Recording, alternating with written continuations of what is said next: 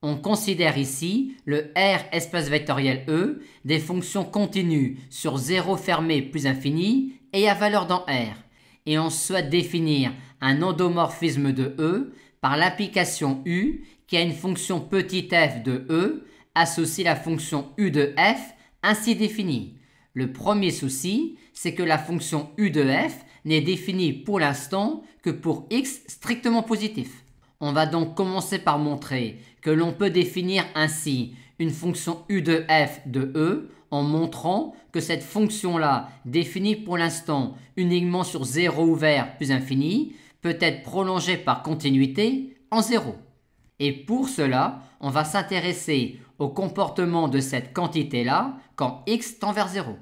Petit f étant continu sur R+, grand F est une fonction de classe C1 sur R+, et admet donc ce développement limité-là en 0. On en déduit tout de suite que la fonction U de f peut être prolongée par continuité en 0 en prenant comme valeur de U de f en 0, f de 0. U de f est bien maintenant une fonction de E, et on a donc ainsi défini une application U qui a une fonction petit f de E associe une fonction U de f de E. On montre ensuite facilement que cette application U-là est linéaire, ce qui achève de démontrer que l'on a bien défini ainsi un endomorphisme U de E. On nous demande maintenant de déterminer les éléments propres de U, à savoir les valeurs propres de U et les sous-espaces propres associés. Comme E n'est pas de dimension finie, la seule possibilité que l'on a pour répondre à la question est de discuter et résoudre l'équation U de f égale lambda f. Or, pour une fonction petit f de grand E et un réel lambda, U de f égale lambda f, si et seulement si on a cela, c'est-à-dire encore si et seulement si on a cela. Ensuite, pour continuer, on aimerait entre guillemets dériver cette relation-là, mais ceci nous demande préalablement de justifier que petit f est de classe C1 sur 0 ouvert plus infini. Et c'est clairement le cas si lambda est non nul. Dans la suite de la discussion, on va donc distinguer deux cas selon que lambda est nul ou non nul. Traitons d'abord le cas où lambda est nul. Quand lambda égale 0, f de 0 est nul, et cette quantité-là est nulle sur 0 ouvert plus infini, ce qui implique par dérivation que f de x est nul sur 0 ouvert plus infini. Par conséquent, quand lambda égale 0, la contrainte U de f égale 0f conduit à f égale 0 sur 0 fermé plus infini. En d'autres termes, qu'R de U ne contient que la fonction nulle, et donc 0 n'est pas valeur propre de U. Passons maintenant au cas où lambda est non nul. Et dans ce cas-là, distinguons tout d'abord le cas où lambda est égal à 1, vu cette relation-là.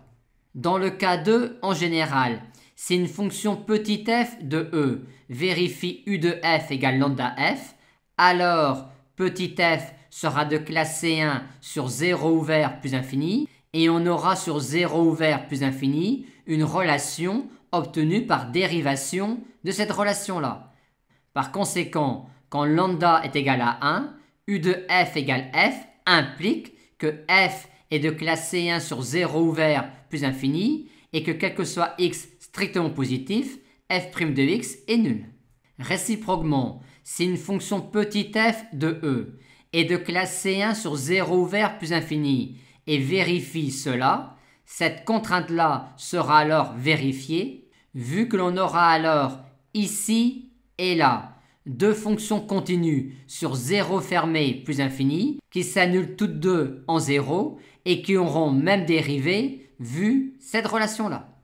Par conséquent, quand lambda est égal à 1, une fonction petit f de grand E est solution de U de f égale f si et seulement si f est constant sur 0 plus infini. Et comme une fonction constante sur 0 fermé plus infini appartient clairement à E, on en déduit donc que ker de U moins identité est le sous-espace vectoriel des fonctions constantes sur 0 plus infini qui ne contient pas que la fonction nulle. Par conséquent, 1 est valeur propre et on vient de décrire son sous-espace propre associé. Traitons maintenant le cas où lambda est un réel non nul et différent de 1. En raisonnant comme dans le cas lambda est égal à 1, on a tout de suite que u de f égale lambda f, si et seulement si on a cela. Soit encore, après résolution de cette équation différentielle-là, cela, où g lambda est cette fonction-là définie sur 0 ouvert plus infini. Or, quand lambda est un réel non nul et distinct de 1, cette fonction-là est prolongeable par continuité en 0 si et seulement si lambda appartient à 0, 1 ouvert. Par conséquent, quand lambda n'appartient pas à l'intervalle ouvert 0, 1, seule la fonction nulle appartient à un quart de u moins lambda identité et par conséquent, lambda n'est pas alors valeur propre de u. Par contre, quand lambda appartient à 0, 1 ouvert, cette fonction-là est prolongeable par continuité en 0 en posant g de lambda de 0 égale 0. Par conséquent, dans ce cas-là, quart de u moins lambda identité est une droite vectorielle dirigée par cette fonction-là en la prolongeant par continuité en 0 en posant g de lambda de 0 égale 0.